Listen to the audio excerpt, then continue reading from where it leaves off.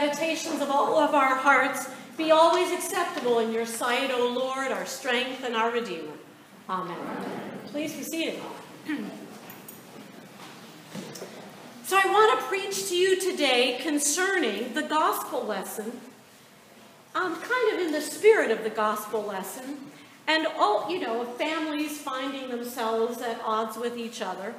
But I really want to concentrate on that Old Testament lesson from the 5th chapter of Isaiah, which begins with the line, "Let me sing to my beloved my love song concerning his vineyard," and then proceeds to describe in the language of deep pathos what a love song of disappointment sounds like, ending with condemnation for bloodshed instead of justice, for a cry instead of righteousness. Now, only having recently returned from Jerusalem, Israel, and Palestine, and having spent 2 weeks before that actually in the islands in Greece, there's hardly a way for me to describe to you the value in the Eastern Mediterranean placed on the cultivation of olive groves and vineyards. These are not just agricultural endeavors, sort of season by season, but they're a part of a tradition that goes back millennia, kind of a cultural phenomenon that is kind of ingrained in the lives of the people. And in fact, families, it's all about inheritance, where they teach those that are younger and pass on down through millennia how to grow a wonderful vineyard or a great olive grove. So for this writer in Isaiah to speak of the ways that this vineyard owner has lovingly cared for the vineyard, well, it goes deeper. It goes centuries back. One might say that here in this part of the world, we so value the land around here, but that's been a 100-year endeavor for us. Whereas this example from Scripture about a vineyard involves something much deeper and more about the identity of the people. So, instead of continuing his care, the writer speaks of the vineyard owner letting his land that he so loved and that he so cared for, letting it be trampled, go to fallow, and become a wasteland. Now, if this is a love song, well, it's a sad song of unrequited love. Then he compares the vineyard, metaphorically, of course, to the house of Israel. Now, more than once, I've heard men and women whose parents have already died speak of the ways that their parents did not think that they had amounted to much. So think about that. For those of you who have lost parents, do you sometimes have that thought that maybe for your mother or your father, you weren't the daughter or the son that they wanted? Around the time of the George Clooney movie, The Descendants, there was this New Yorker cartoon, and it was titled The Descendants. And I'm going to describe it for you.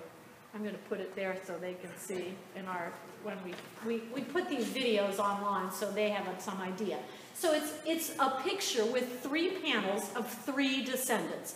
And so the first descendant is standing with a briefcase kind of hunched over, a Jesus kind of beard, and standing there, and he's got on a jacket with an ermine-trimmed sort of collar and cuffs, a sign of royalty, and a crown on his head, but he's looking really sort of, ready for the day. And the caption above that says, Alexander, the pretty good considering.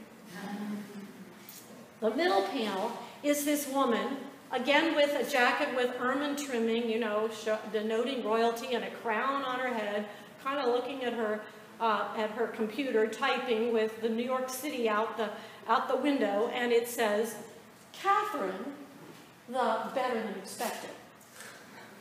Then the third panel has this guy sitting kind of slumped over in a sofa. He's got on, the jacket with the ermine trimming, and he's got this crown on his head, and he's got a goofy smile on his face, and he's petting a cat. It says, Peter, it's a miracle that he ever got this far.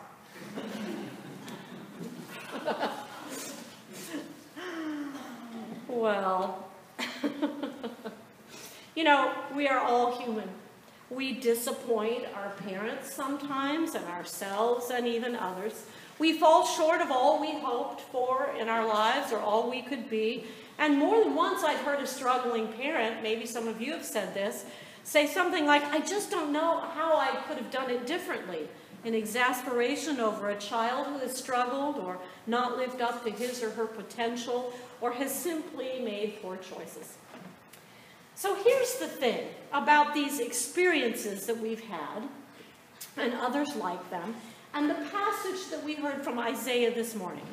When the writer, as a prophet, is channeling God to the people of Israel, he is not actually speaking in individual terms, like the individual disappointment that he has.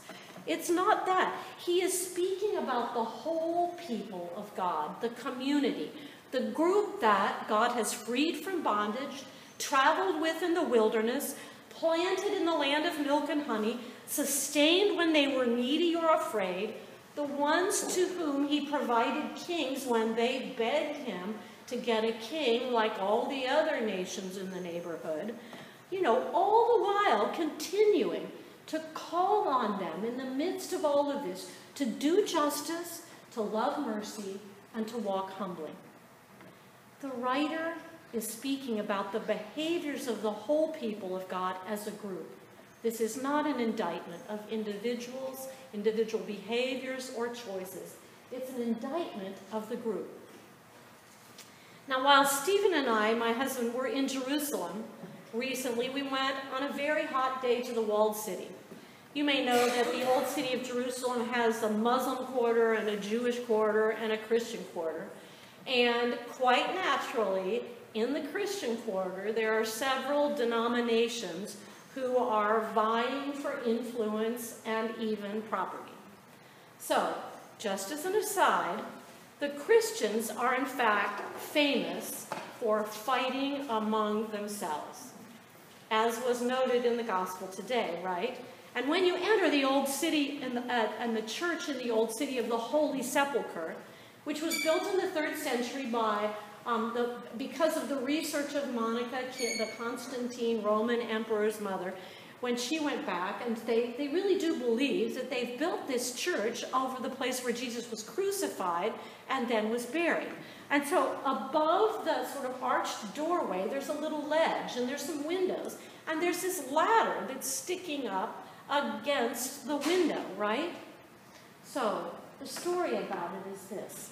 The ladder stays there permanently. It's been up there for over 100 years because there's so much fighting in the church, and when they went to clean the windows 100 years ago, they were fighting over it, and no one can determine who's responsible for taking it down, and they don't want to precipitate another conflict, so they just leave it there. Crazy, huh? In the long history of Christians fighting over the Church of the Holy Sepulchre, it was decided 900 years ago, in the 11th century, that there was so much fighting among the Christians that they gave the key to the Church of the Holy Sepulchre to a Muslim family. And that Muslim family, for 900 years, has passed the key and the ritual down to the present day, so that every day in the holy city, one representative of this Muslim family comes in and takes the key at 4 or 5 in the morning to unlock the Church of the Holy Sepulchre, so all those crazy Christians can go in and do their thing, and comes back at 8 o'clock at night to lock it up. And it's only the Muslim who can be trusted with the key. Well, we could look at this as just another example, with Jesus over there weeping in the corner as we Christians fight about influencing each other in the world, loving us yet grieving deeply for us that we have to keep fighting, just like the vineyard owner in Isaiah, a sad love song.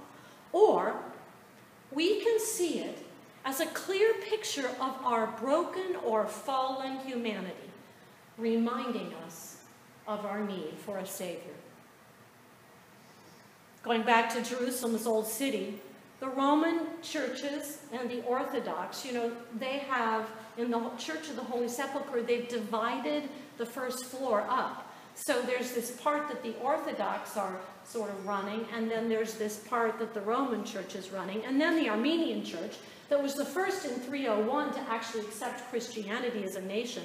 And so they hold sort of an outsized kind of position in Jerusalem, but they were given sort of a chapel in the basement. But I love the Armenians, so you probably don't know much about the Armenian Orthodox Church, but if you go to Jerusalem, they're very prominent. And there's this wonderful Armenian restaurant, in the Christian section of the Old City. So on a really hot day, we went to the Old City, and we went and climbed down sort of almost in a carved-out cave to have lunch in the Armenian restaurant. It was this great experience. Stephen and I have some Armenian friends. We were sort of nostalgic and waxing eloquent. We were remembering the great parts about Armenia. We remembered the genocide, of 100 years ago. Jerusalem just brings up all kinds of thoughts and memories for you. But anyway, we were having this great time. We finished our lunch off with shared a cup of Turkish coffee, and I went up and went to pay the owner, right? So I went to pay the owner of the Armenian restaurant, a good Armenian Christian. And he said, "Where are you from?" And so I said, "The United States," and was a little sheepish because when we had been in Greece, lots of people said, "What's going on with your election?" And I thought, oh no, here it comes. So the guy said the same. He said, "Oh, so how is it with your election?" And I was like, "Well, and I wasn't quite sure what to say. And then he blurted out, "I'm rooting for Donald Trump because he wants to get rid of Muslims. They hate us and want to destroy us." And I didn't even know who the us was, the Christians or the Armenians, or I wasn't sure. And I'd just been to church at the Anglican church. We moderate Anglicans, we just handle all these issues with not a problem, right? Who had told me unequivocally, she didn't seem crazy in any other way. She said unequivocally that when Barack Obama leaves the White House, that he's going to build a mosque next to the White House, and in fact, after that, defect to Saudi Arabia. I said, "No, I think he's going to stay in Washington so his younger daughter can finish high school." But that didn't make a difference. When I spoke to that Armenian restaurant owner respectfully, I noted the Christian mandate to love and forgive, thinking that might be something that we'd shared, but said also that we've had very different experiences. And I don't know your experiences. Maybe his life has been threatened by some Muslims in the old city. I don't know. But he cut me off. He would have none of it. He told me that I needed to keep my politics and my religion separate, that they were two different things. So I smiled. Stephen had the good grace, like 5 minutes earlier, to vacate to the street. And I just kind of smiled and kind of slinked up to the street and joined him. So here's the thing. It really is nice to try to keep politics and religion in separate categories in our life. And we do that in our government, in our democracy, having church and state. But there's a way, if we're honest with each other, and I'm not talking about political choices here or making recommendations, but they really do intersect. Especially for those of us who have worked hard throughout our lifetimes to have an honest, integrated life that's worthy of our baptism. We do not simply live as individuals, but we live in communities. And one of our communities is St. John's, and it's a Christian community. But given our founding and our history here in the United States, we've tended to favor the perspective of individuality and individual rights, even in our religion. When far more often, in the Old Testament and the New, what Jesus and the prophets are speaking about is how we act not as individuals, but as a society, as a group, practicing our faith in our everyday lives. Again, I'm not suggesting that we should become a theocracy, nor am I suggesting that we could all agree on a Christian position in politics, goodness knows. And in fact, quite the opposite. We won't. What I am suggesting is that our faith and bringing our whole selves to the tasks of shaping our communities is a holy task, and that we fail when we fail to bring the heart of our faith to the issues of the day. So, do we bring rigorous ethical and moral standards to the decisions of our common life? How do we care for the poor, the widowed, and the orphan? No one will quibble with me that that's really a calling of ours as Christians. For example, how do we understand who deserves health care? We fight a lot over Obamacare, but I often think that we would get farther in this country on that protracted fight over health care if we would just admit that the common position that we all hold is that no one wants to turn away someone who is ailing at an emergency room or leave someone to die on the streets if they could get care. And if we could begin there, maybe we would find some solutions. But there are other ways that our Christianity should and must intersect our politics and our common life. In the ways we welcome strangers, including innocents being slaughtered daily in a genocide in Syria. I heard a report on NPR the other day about a coalition of churches and mosques and synagogues in New Jersey who are banding together out of their sense of being faith communities and defying their governor's request that no Syrians be resettled in his state. Together, they are welcoming and providing for needy families and have been so successful that sending individual families to individual congregations, they anticipate that over 100 families will be resettled by the end of the year. Where do we stand on Black Lives Matter, respecting the dignity of every human being, a part of our baptismal covenant? How do we as Christians understand that we should handle our own fears and prejudices, for we all have them?